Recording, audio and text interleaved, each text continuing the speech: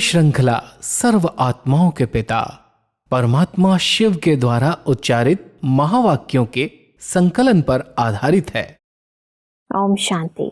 Godlywood studio द्वारा प्रस्तुत अमूल्य रत्न में आप सभी का हार्दिक स्वागत है। कहते हैं एक साधे सब सधे, सब साधे सब जाए। यदि बीज को सींच लिया जाए तो फल फूल पत्ते इत्यादि सब तक जल स्वतः ही पहुंच जाता है। मनुष्य आत्माएं भी अपने जीवन काल में अज्ञानता के वश अनेकताओं में भटकती रहती हैं, परंतु परम पिता परमात्मा हमें एक का ज्ञान समझाते हैं। इस एक के अनोखे ज्ञान को हम ईश्वरीय महावाक्यों द्वारा गहराई से आज समझेंगे। इन महावाक्यों के स्पष्टीकरण के लिए हमारे मध्य है प्रजापिता ब्रह्मा कुमारिस ईश्वरीय विश्वविद्यालय के वरिष्ठ राजयोगी शिक्षक आदरणीय राजू भाई साहब। सब आपका आज के एपिसोड में बहुत बहुत स्वागत है। ओम शांति। सब आज हम बात करेंगे 1 मार्च 1984 के महावाक्यों पर, जिसका टॉपिक है एक का हिसाब। सब परम पिता परमात्मा हमें स्टार्टिंग में कहते हैं कि सर्व तरफ से आए हुए बाप के बच्चे, एक बल, एक भरोसा, एक मत, एक रस, एक ही के गुण गाने वाले। तो सब एक बहुत सारे हैं, तो हम चाहेंगे कि एक एक करके आप इन सब एक का विस्तार समझाएं। तो एक बल, एक भरोसा, एक मत और एक रस। जब आप बच्चे परमात्मा के बन गए, पहचान लिया कि भगवान कौन है, वो हमारा पिता है, उससे हमें क्या क्या जन्म सिद्ध अधिकार प्राप्त होता है, तो एक कितना बलवान है, क्या क्या कर सकता है, उसकी पहचान मिली। तो एक बल, एक भरोसा, एक में पूरा विश्वास अगर है, भरोसा है, तो कोई भी कार्य असंभव है ही नहीं। तो परमात्मा पहले हमें एक मंत्र पक्का कराते हैं, एक बल, एक भरोसा। फिर हमारी स्थिति परिवार में सबके बीच में रहते हुए एक मत, एक दूसरे के विचारों को मिला करके हम चलते हैं, तो स्थिति एक रस बन जाती है और संगठन एक मत हो जाता है। तो परमात्मा हम सबको एकता का, एक शब्द का बहुत महत्व बताते हैं कि एकता के सूत्र में बंध करके एक मत हो करके एक रस स्थिति बनाओ।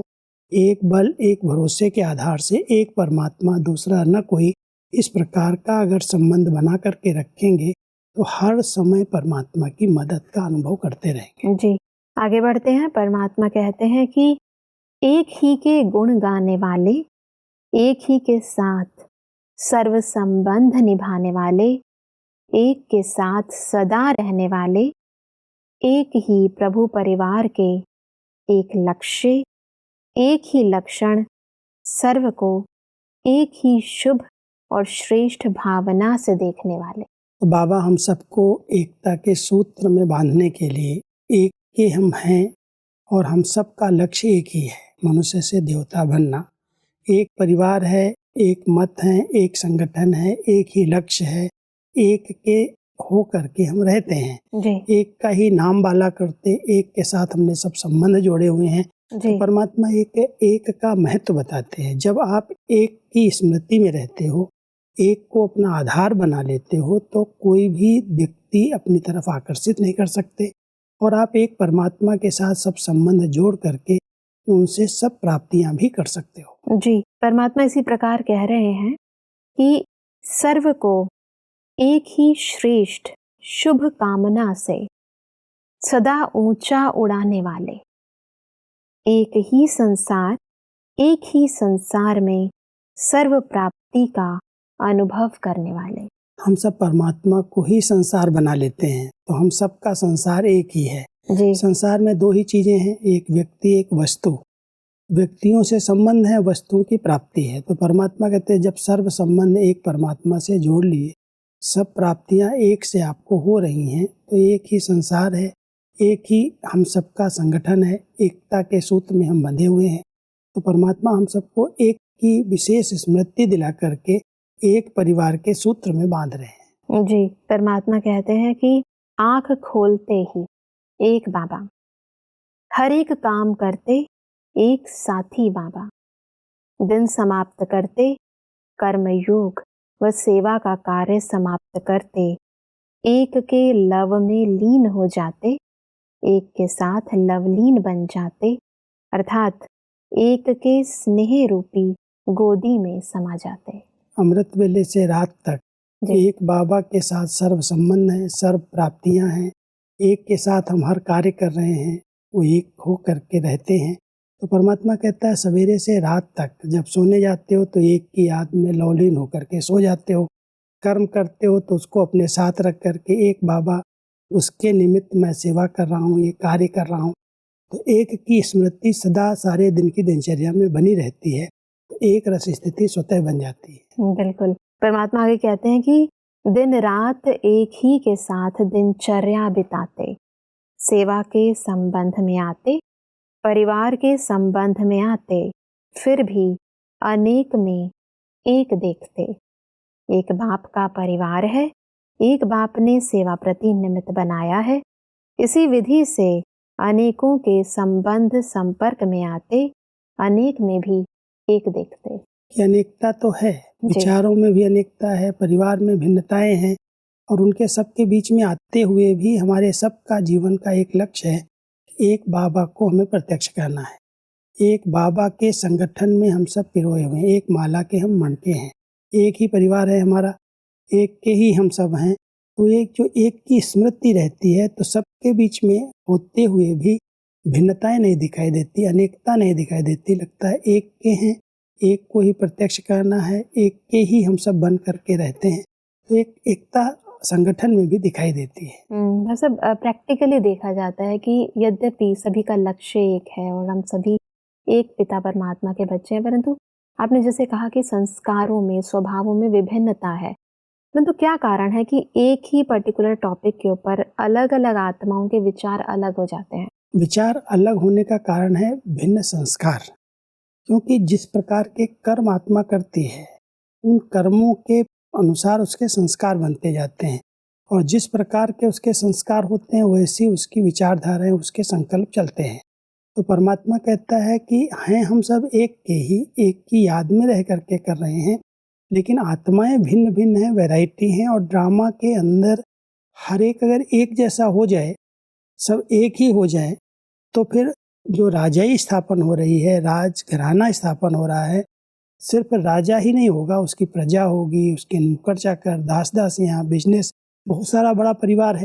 तो हर प्रकार की वैरायटी जहाँ है वहाँ भिन्नताएं तो संस्कारों में होंगी, लेकिन इस संगम के समय में परमात्मा अपने बच्चों को एकता के सूत्र में पिरोने के लिए कि आप सब एक के हैं, एक की मत पर चल करके एक जैसे स्वभाव और संस्कार बनाएं, तो एक धर्म एक राज्य वाली दुनिया की स्थापना होगी। जी, परमात्मा कहते हैं कि ब्राह्मण जीवन में, हीरो पाठधारी बनने की जीवन में, पास विद ऑनर बनने की जीवन में सिर्फ सीखना है तो क्या, एक का हिसाब, बस एक को जाना तो सब कुछ जाना, सब कुछ पाया।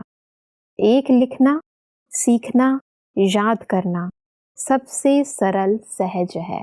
सब एक के हिसाब को थोड़ा स्पष्ट करें। परमात्मा ने हम सब बच्चों को जो सहज योग सिखाया है उसमें एक की स्मृति में हमें रहना है। जी।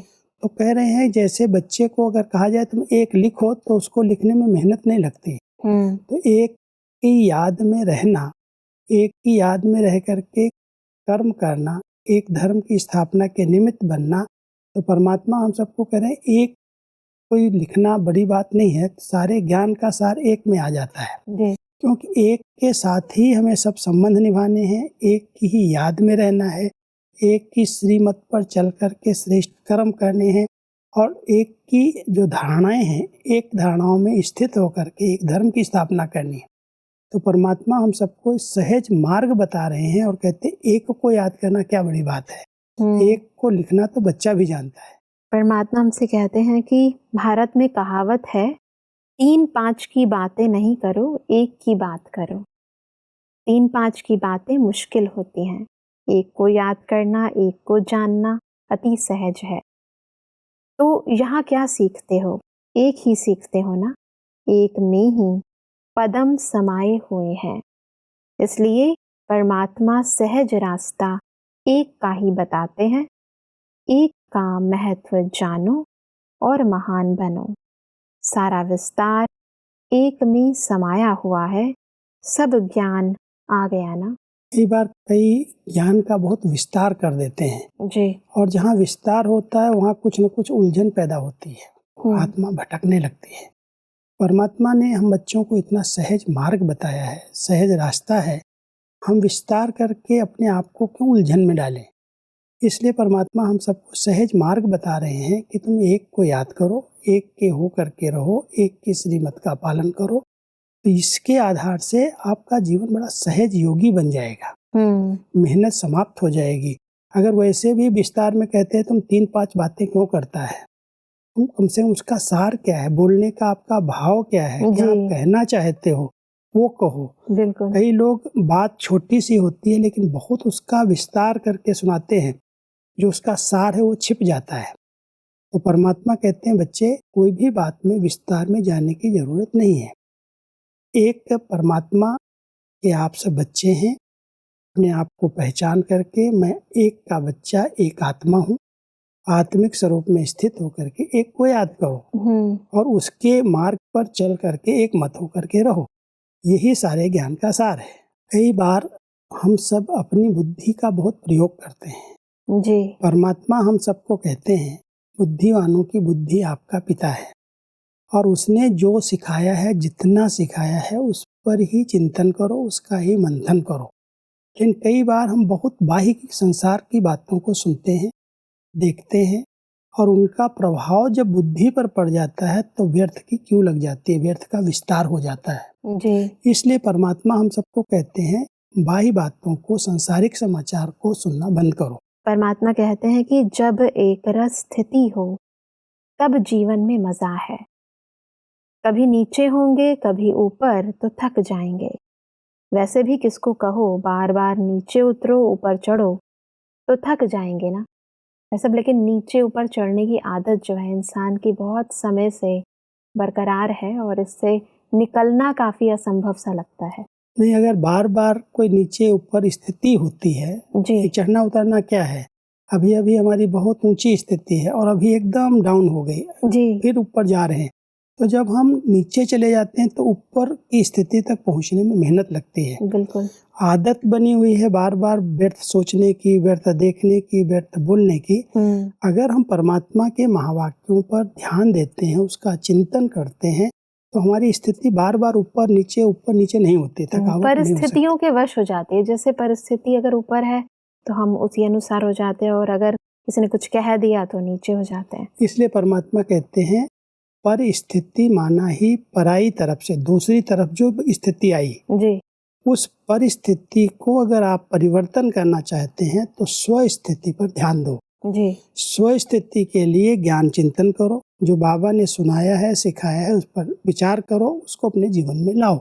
जी। स्व स्थिति अच्छी हो जाएगी तो कैसी भी परिस्थिति है वो आपकी स्थिति को नीचे ऊपर नहीं करेंगे। बिल्कुल। लेकिन स्व स्थिति पर हमारा ध्यान नहीं है और परिस्थितियों का हम चिंतन कर रहे हैं, ये हो गया, ऐसे हो गया, इसने ये कह दिया, इसने ये कह दिया, तो वो परिस्थितियां हमारे लिए पहाड़ बन जाती हैं। परमात्मा अपने बच्चों को कहते हैं स्व स्थिति को इतना अच्छा बना लो, अच्छा चिंतन, अच्छी स्मृति से स्थिति अच्छी बन जाएगी और जब अच्छी स्थिति बन जाएगी तो एक रस स्थिति रहेगी। फिर नीचे ऊपर जो चढ़ रहे हो, उतर रहे हो, थकावट हो रही है, उस थकावट से आप बच जाओ। बिल्कुल। परमात्मा कहते हैं कि जो स्वयं से, सेवा से और सर्व से संतुष्ट है उनको परमात्मा सदा संतुष्ट मणियां कहते हैं। ऐसी संतुष्ट मणियां सदा ताज में चमकती हैं। ताज की मणियां अर्थात सदा ऊंची स्थिति में स्थित रहने वाली। तो सब संतुष्ट मणियों को थोड़ा स्पष्ट करें। पहले हम स्व से संतुष्ट रहते हैं, फिर हम अपनी सेवाओं में संतुष्ट रहते और दूसरों को करते हैं जी। और फिर सर्व से संतुष्टता का सर्टिफिकेट मिलता है। जी। जब स्वयं, सेवा और सर्व तीनों प्रकार की संतुष्टता का सर्टिफिकेट है तब हम संतुष्ट मणि के रूप में बाबा के ताज में, जैसे बाबा जो चाहता है वैसा हम बन सकते हैं, कर सकते हैं। तो परमात्मा कह रहे हैं परमात्मा के ताज में संतुष्ट मणियां ही चमकती हैं, लेकिन वो संतुष्ट मणियां हैं कौन? आप बच्चे। जब आप स्वयं से संतुष्ट हैं, सेवाओं से संतुष्ट हैं और आपसे सब संतुष्ट हैं तो आप ताज की मणियों की तरह चमकने लगेंगे। एक में भी असंतुष्टता है तो हमारी स्थिति जो है वो डगमग हो सकती है। हम संतुष्ट मणि का टाइटल नहीं ले सकते। बिल्कुल। आगे बढ़ते हैं तो परमात्मा मधुबन की महिमा करते हुए कहते हैं कि इस महान तीर्थ स्थान पर पहुंचने से सभी तीर्थ इसमें समाये हुए हैं। इस महान तीर्थ पर ज्ञान स्नान करो और जो कुछ कमजोरी है उसका दान करो। तीर्थ पर कुछ छोड़ना भी होता है। क्या छोड़ेंगे? जिस बात में आप परेशान होते हो वही छोड़ना है बस। तब महान तीर्थ सफल हो जाता है। यही दान करो तो इसी दान से पुण्य आत्मा बन जाएंगे, क्योंकि बुराई छोड़ना अर्थात अच्छाई धारण करना। जब अवगुण छोड़ेंगे, गुण धारण करेंगे तो पुण्य आत्मा हो जाएंगे। यही है इस महान तीर्थ की सफलता। तो सब इस महान तीर्थ की महिमा को थोड़ा स्पष्ट करें। वैसे भी जब तीर्थ कहते हैं तो जी। तीर्थ स्थान पर जहाँ भी जाते हैं भक्त लोग, वहाँ पर कुछ न कुछ छोड़ करके आते हैं, बिल्कुल। दान करके आते हैं। तो परमात्मा कहते हैं मधुबन आबू जो है महान तीर्थ है। यहाँ पर कोई मूर्ति की पूजा या ऐसा स्नान का केंद्र नहीं बना है। जी। यहाँ ज्ञान स्नान आत्मा कर रही है और चैतन्य स्वरूप में परमात्मा डायरेक्ट आप बच्चों की पालना कर रहे हैं। ये महान तीर्थ है। वैसे भी हम कहते हैं आबू एक महान तीर्थ है। और इस तीर्थ पर आने वाली आत्माएं पुण्य आत्मा तभी बन सकती हैं जब अपनी कोई न कोई कमी कमजोरी त्यागे। जो कमियां, जो संस्कार मुझ आत्मा को परेशान कर रहे हैं, परमात्मा कहते पहले उस चीज का त्याग करो, उसको छोड़ो दिल से। भक्ति में तीर्थों पर जाते हैं तो कोई चीज खाने पीने की ऐसी चीज होती है जो उसको छोड़ के आते हैं। जी। कोई कहेगा आज से हम ये चीज नहीं खाएंगे। कोई व्यसन करता होगा, ये व्यसन हम छोड़ रहे हैं। जी। लेकिन परमात्मा इस महान तीर्थ पर आने वाले बच्चों को पुण्य आत्मा बनने की बड़ी अच्छी विधि बता रहे हैं कि ऐसा महान तीर्थ है जो संकल्प करोगे उसकी सिद्धि मिल जाएगी। इसलिए जो कमी कमजोरी संस्कार आपको परेशान कर रहे हैं, उस कमी कमजोरी का यहाँ त्याग कर दो, दान कर दो, जी। छोड़ दो, तो महान आत्माएं और पुण्य आत्माएं बन जाएंगी। सबसे पहले जरूरी है कि हम खुद अंतर्मुखी होकर रियलाइज करें कि हमारे अंदर क्या कमियां हैं। और इस स्थान पर अक्सर ऐसा होता है कि हम बहुत अच्छी तरह अपने आप को अंतर्मुखी होकर देख सकते हैं और हमें जो गलत है और जो सही है उसका बहुत ही स्पष्ट अनुभव होता है। पता भी चलता है कि मैं कहाँ गलत हूँ, क्योंकि यहाँ पर इतना अच्छा संग मिलता है, अच्छा वातावरण मिलता है। और इस वातावरण में आने के बाद जब हम एकांत में बैठते हैं तो हमारी कई ऐसी संस्कार, कमी, कमजोरियाँ हैं जो आत्मा को उन्नति पर पहुँचने में बहुत रुकावट डालती हैं। जी। कोई ऐसे विकारी संस्कार हैं, काम विकार का संस्कार है, क्रोध का है, लोभ का है, या ईर्ष्या है, द्वेष है, किसी भी प्रकार का छोटा मोटा संस्कार हर एक के अंदर है। लेकिन कई बार हम उसको चलाते रहते हैं, सब में है, इसमें भी है, उसमें भी है। जी। मुझे इसको त्यागना है और उसको त्यागने के लिए शक्ति की जरूरत है। तो ऐसे स्थान पर आकर के अगर संकल्प कोई करता है कि ये संस्कार मुझे यहाँ पर इस तीर्थ में दान कर देना, त्याग देना है, तो परमात्मा की उसमें शक्ति भर जाती है। जी। क्योंकि परमात्मा का डायरेक्ट पार्ट यहाँ चल रहा है और इस स्थान पर आने वाली आत्माओं को महसूस होता है कि जो संकल्प किया उसमें परमात्मा ने बहुत बड़ा बल भर दिया। तो वो बल मिल जाता है तो कोई भी कमी कमजोरी को छोड़ना मेहनत नहीं लगती, बहुत सहज छूट जाता है। बिल्कुल। भक्ति में भी कहते हैं हम तीर्थ पर इसलिए जा रहे हैं कि हम पवित्र होकर आएंगे। वास्तविकता में तो इस महान तीर्थ पर हम अपने अपवित्रता के संस्कारों का त्याग करते हैं और फिर पवित्र हो जाते हैं। आगे बढ़ते हैं तो परमात्मा कहते हैं कि एक है भाग्यवान बनना, दूसरा है सौभाग्यवान बनना और उसके आगे है पद्मा पदम भाग्यवान बनना। जितना संग करते रहेंगे, गुणों की धारणा करते रहेंगे, उतना पद्मा पदम भाग्यवान बनते जाएंगे। भाई साहब, तीनों तरह के भाग्यवान को थोड़ा स्पष्ट करें। वैसे जब हम परमात्मा के बच्चे बनते हैं, जी, जिस दिन से बच्चे बने भाग्यवान तो बन गए जी, लेकिन उसके भाग्य को बढ़ाना हमारे हाथ में है। जितना हम श्रेष्ठ कर्म करते हैं, जितना श्रेष्ठ संग मिलता है और श्रेष्ठ चिंतन चलता है, तो आत्मा धीरे धीरे उसका भाग्य बढ़ता जाता है। भाग्यवान से सौभाग्यवान बन जाती है और अगर अपने तन मन धन समय संकल्प को सफल करती जाती है तो पद्मा पदम भाग्यवान बन सकती है। संगम का ही एक ऐसा समय है जी। जब आत्मा अपने आप को जो चाहे वो बना सकती है। परमात्मा यहाँ तक कहते हैं संगम पर भाग्य विधाता आपका बाप पिता है जी। उस भाग्य विधाता के बच्चे अपना जितना भाग्य बनाना चाहें और जितने जन्मों का बनाना चाहे बना सकते हैं। मैं उन बच्चों को भाग्य की रेखा खींचने की कलम देता हूँ। हर एक बच्चे को परमात्मा के द्वारा ब्रह्मा बाबा भाग्य विधाता हैं, शिव बाबा वरदाता हैं। बाप और दादा अपने बच्चों के हाथों में कलम देते हैं। वो कर्म श्रेष्ठ कर्म ही कलम है जी। श्रेष्ठ संकल्प श्रेष्ठ कर्म जिसमें कोई कर्तापन का भान न हो कराने वाला परमात्मा है।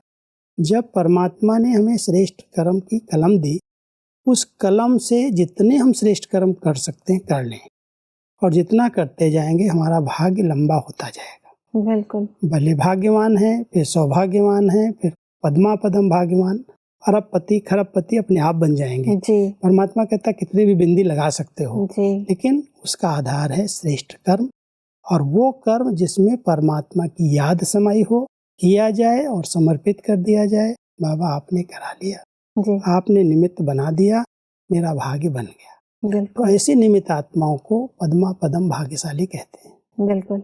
बस अब आगे परमात्मा सेवाधारियों से बातचीत करते हुए कहते हैं कि यज्ञ सेवा का भाग्य मिलना यह भी बहुत बड़े भाग्य की निशानी है। चाहे भाषण नहीं करो, कोर्स नहीं कराओ, लेकिन सेवा की मार्क्स तो मिलेगी ना, इसमें भी पास हो जाएंगे। हर सब्जेक्ट की अपनी अपनी मार्क्स है। ऐसे नहीं समझो कि हम भाषण नहीं कर सकते हैं तो पीछे हैं। सब ये भावना अक्सर होती है कि हम सबको ज्ञान नहीं सुना सकते हैं तो शायद हमारे मार्क्स कम हो जाएंगे। लेकिन यज्ञ सेवा का बहुत बड़ा महत्व है जी।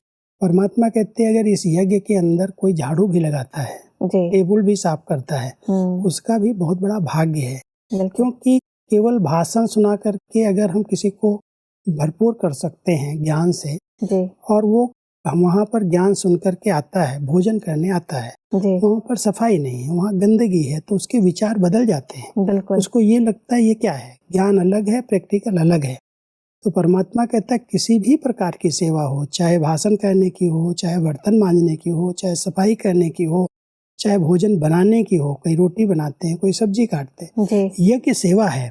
और यज्ञ सेवा की कोई भी सब्जेक्ट नंबर नहीं है, मार्क्स समान है। चाहे भाषण कर रहे हैं चाहे रोटी बना रहे हैं, सबको समान मार्क्स मिलती है, लेकिन उनके दिल का प्यार, उनके दिल की भावनाओं के आधार पर मार्क्स मिलते हैं। बिल्कुल। तो परमात्मा हम सबको यज्ञ सेवाधारी बनाते हैं, और यज्ञ की कोई भी सेवा छोटी बड़ी होती नहीं है। कोई भी सेवा मिले अगर हम दिल से करते हैं तो यज्ञ पिता प्रसन्न हो जाता है, उनकी दुआएं हमको मिल जाती हैं। बिल्कुल भाई साहब, हमने बहुत ही गहराई से एक के महत्व को समझा और कैसे हम एक परमपिता परमात्मा की याद से अनेक जन्मों की प्रारब्ध बना सकते हैं, उस विधि को भी जाना। सब स्पष्टीकरण के लिए आपका बहुत बहुत धन्यवाद। ओम शांति। दर्शकों, आज के महावाक्यों में परमात्मा ने कहा कि ब्राह्मण जीवन में पास विद ऑनर व हीरो पाठधारी बनने के लिए हमें एक के हिसाब को सदा याद रखना है। परमात्मा ने कहा कि सर्व ईश्वरीय ज्ञान का सार एक में समाया हुआ है, अतः हमें एक के महत्व को समझ महान बनना है। अनेक संबंधों में आते भी हमें एक को याद करना है। परमात्मा ने कहा कि जो आत्माएं स्वयं से, सेवा से व सर्व से संतुष्ट रहती हैं, वही संतुष्ट मणि है। दर्शकों, आज के महावाक्यों से संबंधित यदि आपके मन में कोई भी प्रश्न है तो आप हमें ईमेल कर सकते हैं। हमारा ईमेल आईडी है amulyaratna@godlywoodstudio.org। अगले एपिसोड में एक और अव्यक्त वाणी के साथ आप सभी के समक्ष हम फिर हाजिर होंगे। तब तक के लिए लेते हैं इजाजत। ओम शांति। मुख्य सार। जीवन में मजा किस में आता है? एक बल, एक भरोसा, एक मत, एक रस, एक ही के गुण गाने, एक के साथ सर्व संबंध निभाने, एक संसार में सर्व प्राप्ति का अनुभव करने, सर्व को एक ही शुभ भावना से देखने, हर कार्य करते एक के लव में लीन हो जाने में। महान तीर्थ की सफलता ज्ञान स्नान करो और जो कुछ कमजोरी है उसका दान करो, और जिस बात में परेशान होते हो वही छोड़ना। जो स्वयं सेवा और सर्व से संतुष्ट है वही संतुष्ट मणियां कहलाते हैं। अधिक जानकारी के लिए संपर्क करें Amulya Ratan Godlywood Studio, Manmohini Van, Shantivan post, Abu road 307510, district Sirohi, Rajasthan.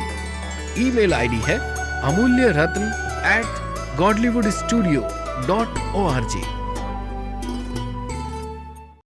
इस श्रृंखला को प्रजापिता ब्रह्मा कुमारीज ईश्वरीय विश्वविद्यालय के सेवा केंद्रों पर क्लास में नियमित रूप से चलाने के लिए गॉडलीवुड स्टूडियो से संपर्क करें।